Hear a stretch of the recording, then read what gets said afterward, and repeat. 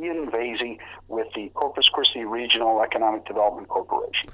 Outstanding. Glad to have you back on the program here to check in with, quite honestly, probably the heart of the epicenter of the hub of global energy activity, really, if you're going to peel back every single layer. And I was joking with Mr. Vasey. I said, I only got one question written down because I think your answer is going to stem off into more questions than we can probably get to today, because what I just said is the major hub of global economy. And I really believe that. I've seen some buildings, permits come up down there, some major facility, whether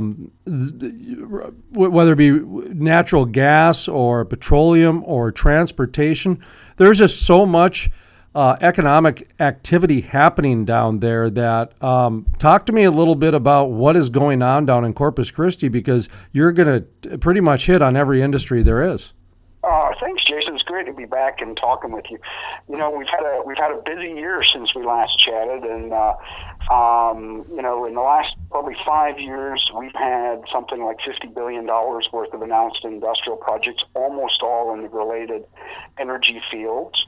And since we last talked, ExxonMobil decided that they're going to be moving forward with a major plastics facility, ethane cracker, which is about a $10 billion project, one of the largest in the industrial Gulf Coast. And so that's ExxonMobil and their partner SABIC, which is the Saudi Arabian Basic Industries Corporation. And they're going to be taking natural gas, building a lot of pipelines to bring in the ethane, and then essentially turn it into plastics. And they just started moving dirt a couple of weeks ago. So things are really starting to take off, and they're currently trying to, I just looked at the numbers on Friday, and they're currently looking to hire about 1,300 folks to work on the project for the construction side of it. And then they're starting to do their build up for the permanent jobs. And I think they hired the first 20-something folks already for the permanent jobs that are going into training. So things are pretty interesting down here. I don't know if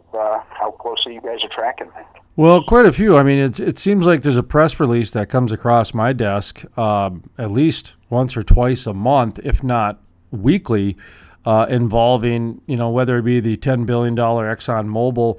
But then you mentioned the Saudi Arabia connection there, and that was kind of where I wanted to go next, which is the global economy that really is here, and it's been here for a while. And Sure. We know Continental's been... they were in the news last year for shipping out the China crude oil type of a thing, and so it's not news, I guess. But what is news is all the money that's going into the exporting infrastructure down in Corpus Christi. Talk to me a little bit about that. Yeah, actually, right now, there's so much activity in the midstream companies right now that are moving either condensates or distillates. We've got about half a dozen projects. Howard Energy's moving a project forward, Pin Oak, Rangeland, some of the other kind of larger, very aggressive Martin Midstream, Magellan. Some folks are doing some very interesting midstream kind of projects. Right now, I just looked at the numbers a couple of weeks ago, and the amount of crude oil that is going, and I used to call it exports, but it's more just kind of like outbound crude, because some of it goes domestic. The Port of Corpus Christi, who we work with, is exporting or moving something like 55% of the U.S. outbound crude. So if you add up everybody else, all the other ports in America, and then you compare it to ours, and we're still ahead by a long shot. So it just happens that our proximity to both the Eagle Ford, but more importantly, the Permian Basin, is where all of the major pipelines are bringing product. There's about a dozen major multi-billion-dollar pipeline projects underway to bring product down here from the Permian through the Eagle Ford into Corpus Christi port. And I'm looking at the latest numbers that just came out over on Friday, and the amount of rigs that are active in the Permian is it's up to 444 rigs. compared to 339 rigs last year. So it's added 106 rigs in a 12-month period. And that's an indication of the amount of activity that's going on. And one of the things that we are tracking, and the Dallas Fed does a good report on this too. They go and interview a lot of the folks that are the drillers. And to cover their costs, oil needs to be about, somewhere between $35 and $40, low 40s. So when you've got crude sitting in the $60 range, it's still profitable for a lot of the Texas drillers. And that's compared to, other parts of the country where it's break-even points in the high 50s and low 60s, or if you go offshore, it's even higher than that. So we're very fortunately placed right now, and we're seeing a lot of activity. Unemployment rates in our region are coming down. It's in the low 5% range, and we're really having to do some things with workforce training and folks bringing in welders and pipe fitters and instrumentation folks. So it's an interesting time, and some real challenges that we're having to deal with, but they're good challenges to have. Iain Vasey, Corpus Christi Regional Economic Corporation, and we're kind of looking at a 5,000-foot view, a satellite view of Corpus Christi's economic activity, really from the thesis, if nothing else, that Corpus Christi is a major hub in the entire global economy and energy activity. We just talked about ExxonMobil, $10 billion investment down there, partnering with Saudi Arabia, a firm over there. You brought up the port several times, and that brings me to the kind of the new relations everybody has with China. I know that Sure. I saw a couple press releases in the last month about some Chinese companies doing some business or getting some leases or something like that in Corpus Christi. Now, I know you're not part of the port, but I imagine you got your finger in there a little bit. For the port, so we do work closely with those folks. We are their economic development Sure. arm, as well as set for the city and the counties around here. So yes, I they're very good friends of ours, and we do track a lot of data. So. Yeah, and what I was looking at was that it ties in with the Permian, of course, is that there's some LNG exports to China, Europe, et cetera, with some pipelines, and all I saw was that all roads lead to Corpus Christi. So talk to me about what's going on there with the Permian pipelines in China. I'd say there's more than a dozen companies. I'd say the first dozen are legitimate major companies that are building pipelines. And what you're talking about with the China link was it's the Cheniere project. So Cheniere is a very, very large gas to liquids plant. And what they're doing is they've just announced on trains, I think 4 and 5, they call them trains, which is the production lines, that they are going to be exporting liquid natural gas to China. And I know they're openly talking about future phases, the future trains. Their CEO has talked about buying an additional 1,000 acres or so, and for international export of liquid natural gas to both Europe and Asia.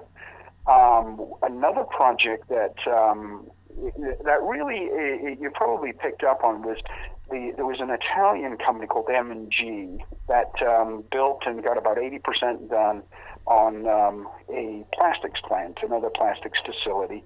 And they basically ran out of money, went into bankruptcy across the board. And one of the very large Asian companies based in Taiwan called Far Eastern Group is buying that facility. The bankruptcy judge approved the partnership between Far Eastern Group, Alpec out of Mexico, and also Indorama, which is a company out of Thailand, to be able to buy this facility. They bought it for $1 billion, or they're going to close on it for $1 billion, and then they're going to move forward and build those facilities. So we're going to have more product. They're going to finish that $1 billion+ plastics facility, and then they're going to be exporting raw materials both to Mexico as well as to Asia. So we were out in Taiwan and Taipei and met with those companies a couple of times, and they've been out and looked at it. We see a lot of Asian investment opportunities right now, and we're paying a very close amount of attention to that. Not just the Saudi project that you talked about, but also the mainland China and also Taiwan. So. How about we've got a lot of in international activity, and our summer is probably going to be going out and visiting with a lot of those folks at their head offices. I was going to ask you about any of this stuff in Washington going on, from the tariffs to the Trans-Pacific Partnership. Anything coming out of that in terms of general themes or comments from? One of the things we do on a regular basis is we visit with business retention visits with existing companies that are in our area. And sorry, somebody's having a conversation outside my office. We do a lot of business retention visits with companies, and one of the big things is there's a lot of uncertainty in the market about what the steel tariffs are going to mean. And it's there's a lot of folks in the energy sector who buy large amounts of steel pipe or other steel related products. And what we've seen in the last probably 6 months is steel on the international market has gone up about 25%, maybe even 30% for certain products. And we were hoping that the U.S. manufacturers would kind of keep their prices about the same to be able to, kind of gain market share.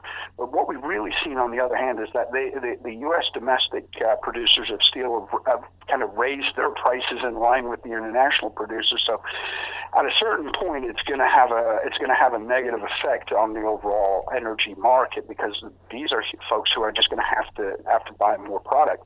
At the same time, they're going to pass along those costs. So at the end of the day, we're going to see probably additional costs pass through to the consumer for a whole raft of things. Now, so if you ask me on the whole, is it negative or positive? We're hearing from companies that are very concerned about the uncertainty, concerned about price changes. But there is one piece that we are kind of looking to thread the needle on a little bit, and is that we do have hot briquette iron here. We do have a couple of pipe manufacturing companies. So it's no secret that we're out there in the world talking to all of the steel producers, especially international folks, about maybe they could have a facility here in Corpus Christi. Because we have the deep water port, we have the ability to bring in scrap, we've got the HBI, hot briquette iron, and then we also have some users. So, it's that's the silver lining we're looking for right now. I tell you, I think some more innovation is going to come out of this. I really do. It just seems like every time, because these are some big decisions going on right now. They're going to have some major implications and effects, both positive and negative. And I think the big positive is going to be there's going to be some new innovation, and whether it be, some sort of new natural gas gathering or sturdy product to kind of be competitive with some of those steel things you just mentioned, or even I was even thinking even some of the blockchain technology to kind of sidestep some of these different regulations. That's the thing that blockchain and Bitcoin and things like that. I'm not going to even speculate on that. That's too far outside our realm. But what I will tell you is that we are seeing, and we are talking to companies out there who are in the natural gas industry, and the not just the next type of trains and manufacturing process are probably going to be smaller than some of the existing technology that's out there. And the companies we're talking to are talking about building smaller trains so they can have better flexibility in being able to fluctuate the amount of product that they're pushing out depending on what customer demand is looking like and pricing is looking like. So, we are seeing some new technology and advancement in that. The drillers, actually, we are seeing some real fascinating things in terms of the fracking industry. In fact, I was meeting last week with a guy who holds 102 patents. His company owns 102 patents in the drilling industry. And I mean, these guys are in every piece of every well. And there's some real serious folks out there who are doing very cutting-edge technological research and development that we're here in South Texas, and we're very pleased to have those guys around. How is that industry down there? I mentioned the blockchain because the other day I was interviewing a blockchain guy, and I said, I never thought of innovation coming on the that side of things, but technically that would be something innovative, just like the new fracking technology and the natural gas technology. So up here in the Bakken, there is a big industry on innovation through the university systems. There's a big push on it, that sort of thing. Do you guys have kind of a pretty good little micro economy for the innovative side of things? We do, actually. Our university, Texas A&M Corpus Christi, is working in that field, has an innovation center that's run by a very good friend of mine, Russell Frankus. And Russell is, actually he's originally from he's a South Dakota guy, and he's doing some things in the technology field to help bring on some of those companies and advise them on how they can grow and scale. One of the areas we're really starting to see more activity, and we're working on something as a project for the Economic Development Corporation, is building this kind of innovation technology kind of ecosystem, trying to get those young entrepreneurs that don't want to work in the traditional heavier industry or in a hospital or something like that, and they're really wanting to work for themselves in technology related to energy, and we're starting to build some of those kind of opportunities for them, and we're trying to give them a place to go and a place where they can have those water cooler conversations with their peers, and then being able to connect them into the angel funding network to be able to kind of help build so if they can scale those companies, and there's a lot of interest in it. I mean, I would have told you 5 or 6 years ago, if an economic development group was doing that, I would have told you, they're a little out there on the edge. But we're now starting to realize that this is kind of a central theme in building local economies right now. It's keeping those kids, if you will, that are graduating from the local universities and colleges, and instead of going up to Seattle or Boston or more locally around us, Houston or Austin, we're trying to keep those kids here, and we're trying to build that system to be able to support them. And it's an important part of the thing, and we're going to be spending a lot of time on that in the next coming year. But we're not going to try and copy everybody else, and we're not going to try and get into apps and things like that. But where we are, it's that energy-related kind of research and development that those kids that are doing. I say kids, everybody's a kid once you pass a certain age. Young people are doing it. That's very interesting, and we have a lot of activity in that field right now. I tell you what I find the most fascinating thing in the world of energy right now, and I've had a lot of these conversations both on the air and off the air, which is the retirees. You've got 70% of the industry retiring over the next 3 to 5 to 10 years. Right. And you've got kids. Let's be honest. They're kids. And right. by kids, a lot of these young professionals who may or may not receive that baton to carry on the energy industry to the next millennial, have maybe never even worked on a rig before or even been to one before. And that does scare some people, because there's a certain respect that has to go into the energy industry and a certain understanding of land and everything that goes with it. And there's some fear that some people may not have that. And so you've seen this evolution happen of different jobs and different groups to try to educate in different ways, and just to kind of keep the conversation going so that there always can be questions asked, not to rile anybody up, so that people can have an understanding. Have you seen that down in Texas, like I've seen in some of the other shale plays? We started. I was talking earlier about our business retention visits. One of the topics comes up with a lot of the folks in the energy sector. In fact, I was meeting with a plant manager a couple of weeks ago, and he told me that 50% of his workforce could be eligible to retire in the next 5 years. Not saying they all will, but they're reaching an age where the folks are being able to pull the parachute if they want to do that, go into retirement. Now, I think some of it is there was a lost generation, if you will, when oil prices crashed in the late 80s and early 90s. It wasn't a real healthy industry for folks going into the field. So people in there's kind of that lost generation between, say, 40 and 55 years old right now. So those are the folks who would be coming into the very senior positions, and they're just not there in any great numbers. Now, one of the things we are seeing and we are working with right now is our process technology program, and it's typically an associate's degree level.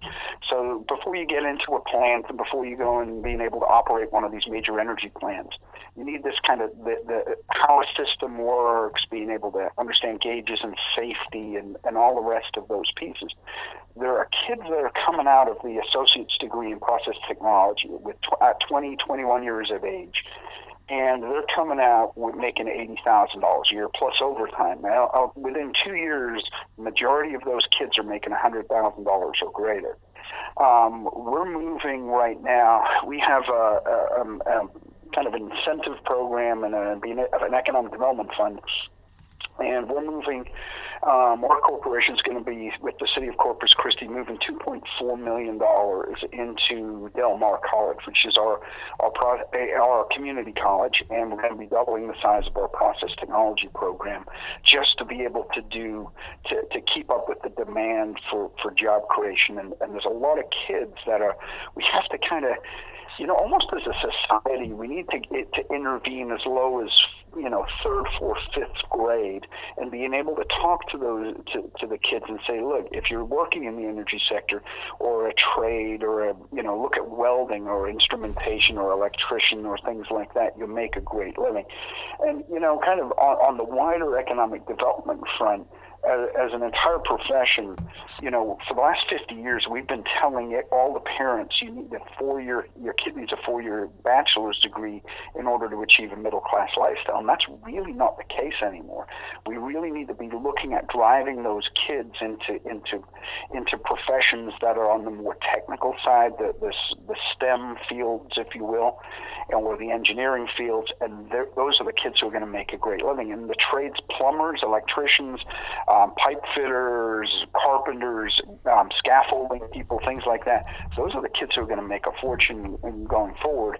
And I mean, and not just that, one of the other things we're doing as well is we're adding civil and industrial engineering programs here at the university in Corpus Christi. So we're really focused on those technical fields, because every single conversation I have with either a prospective company or an existing company that's here comes down to workforce and the availability of trained, skilled, and willing labor. So that's top of the list on anybody's conversations. I've seen that the workforce has changed so much that a lot of I just joke that the days of slinging chains are over. That's just kind of yeah, you don't see that anymore. And then of course I hear some of the guys that they might have their venting sessions and some examples of how some of the younger workforce just doesn't get it like the old workforce, and vice versa. I mean, to me, that's just the way it goes. But actually, I'll tell you, Jason, one of the things we have a program down here called the Craft Training Center. It's run by a guy called Dr. Mike Sandrusi. Mike he's a former school superintendent, but now he runs this kind of trade school, if you will. It's a model that everywhere else in the country should be looking at. But one of the things Mike does is it's all, they do drug testing on every student and every member of faculty. They teach soft skills, how to show up on time, how to have a handshake, how to dress appropriately for the field that you're in, how to do all of those pieces. And his success rate, the kids that are coming out of this program, I think he told me it's like 100%. It's either 100% or close to 100% placement rate for the kids that are coming out of this system. And if you get a certificate of welding or operating a crane or safety or some of these things, these kids are all getting jobs because they're trained not just on the soft skills, but also the hard skills as well. And it's something that's really kind of very useful. I agree. In fact, that's where I was kind of going down that path of where, to me, it seems like no matter which side I'm hearing it from, there's a central theme, and that theme has to go with if we can educate them at a younger age to understand not how, to do a job and that sort of thing, because the training's different. What we're talking about is having an understanding of what hard work means, because, and the way that I always found the best way to describe that is when you look at a corporation cannot move quickly. They are designed to be the steamroller that just keeps rolling and moving ahead because they got shareholders and they've got things that they need to do, but they rely on small business. Why do you think 80% of America is small business? Because we need innovators and quick and nimble people out there and yada, yada. And to me, it seems like there's a personality happening where we forgot to tell them about sometimes you need to think on your feet, and you can't just wait for, the fill in the blanks to happen. And especially in the energy industry, because you have to think on your feet quick a lot of times. But you also need to be able to follow instructions. Yes. Safety manuals. Yes. One of the things that we're really hearing out a lot of the industrial folks is they like to hire veterans coming out, guys that have come out of the Army or Navy 4, 5 years, 6 years in the military. And, these kids are in their, low, early, mid-20s. But the reason why they like to hire a lot of veterans is these kids know how to handle safety. They know how to handle instruction. They're not afraid of hard work. And that's one of the fields that we're really, it's a lot of the big energy companies almost prefer some of the kids coming out of the military versus some of the kids coming out of some of the colleges with a bachelor's degree in media studies or something, And so we're starting to see a lot of that activity.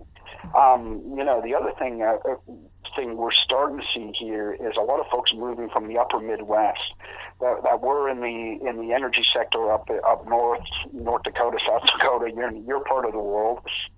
And they're tired of the snow and tired of the, kind of getting up in the dark and things like that. And they're coming down here. And, when you and I were just saying you got a couple of feet of snow on the ground in your part of the world. I'm looking out at 80-something degrees right now, and it's sunny. Not to rub it in or anything, but we're starting to see a lot of activity and a lot of folks coming from other parts of the world down here. Well, I know across the state they have a big push for quality of life because I think that they're recognizing a lot of those realities, even though they don't want to admit it.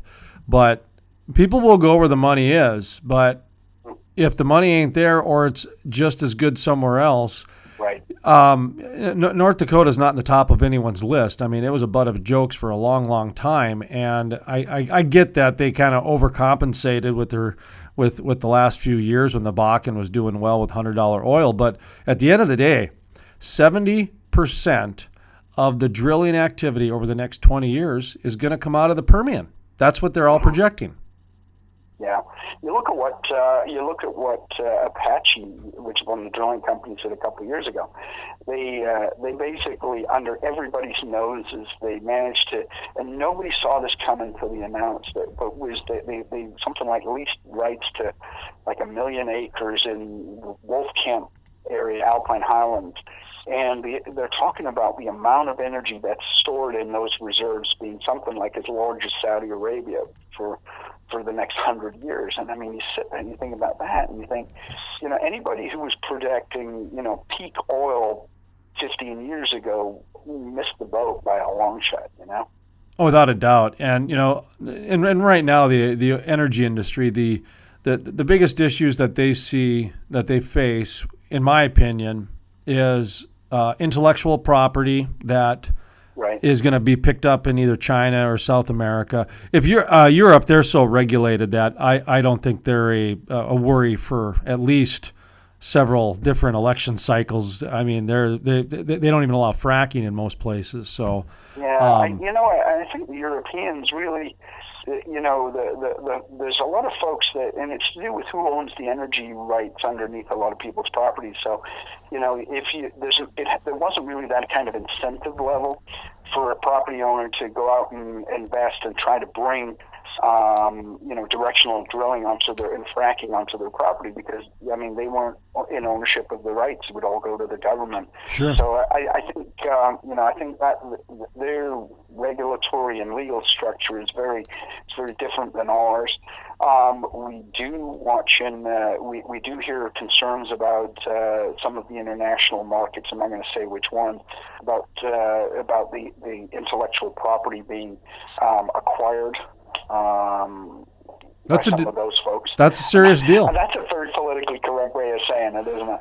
Yeah, it is, and it's tough because it is a reality, and we don't really know how to handle it yet, because we've shared the information, but we haven't, and there's some that could be a major disruptor that people that could affect it, like a price break type thing, a price drop, I think. Right. Yeah. But what I'll tell you right now, though, the amount of investment that is looking from around the world into the United States, especially the industrial Gulf Coast, and I'll call the industrial Gulf Coast like Mobile, Alabama, through Louisiana, all the way down through through Texas, south of us to the Mexican border.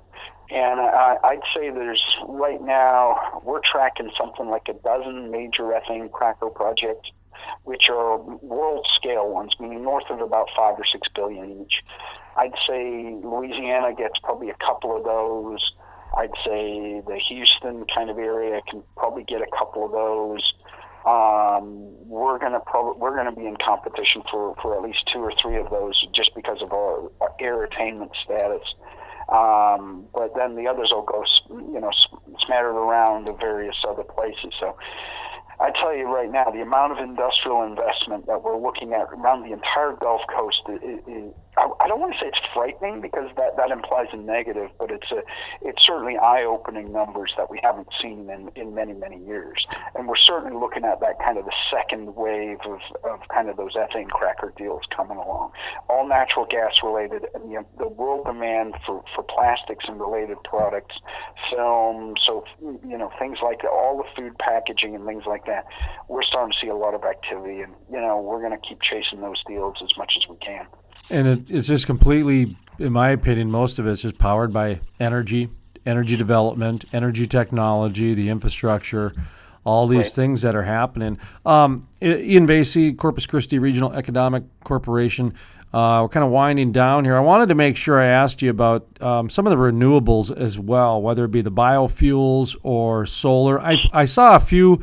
I think Mission Solar was doing some stuff near Corpus Christi, if not in there, and a few other things. So anything happening in the renewables? We are seeing a couple of the larger solar plants, but that's more inland. We see a lot of activity in wind farms right now.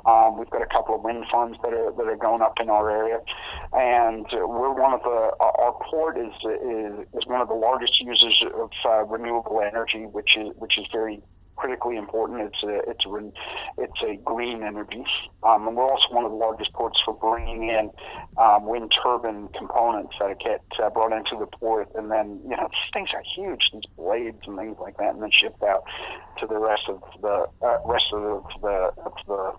the country. But I would tell you as well, we do need to be very cautious about how we place these large wind farms. Just so that it doesn't kind of hem in industrial growth corridors. It doesn't interfere with. We have a large Navy aviation training facility here. Want to make sure that they don't get in the way of Navy radar for training new pilots, and it's a safety issue, obviously. And then we're starting to hear about some of the technology in for offshore tidal. There's a couple of smaller companies that are starting to kick the tires in that area for power being generated on coastal areas. So I think it's too early to tell you where it's going to go, but wind is the area that we're seeing most activity in renewables right now. Any final thoughts you might have? Just kind of I usually like to give guests the final floor. That way it's not framed by me. If you're listening at home and you're kind of cold up there and you're in the energy sector, or you're working among the plants up there, come on down to Corpus Christi. We could use as much skilled labor as we can get, and you certainly won't have to ever shovel the weather down here. So we're a very welcoming community, and we want to put it out there that skilled labor folks are very, very welcome here.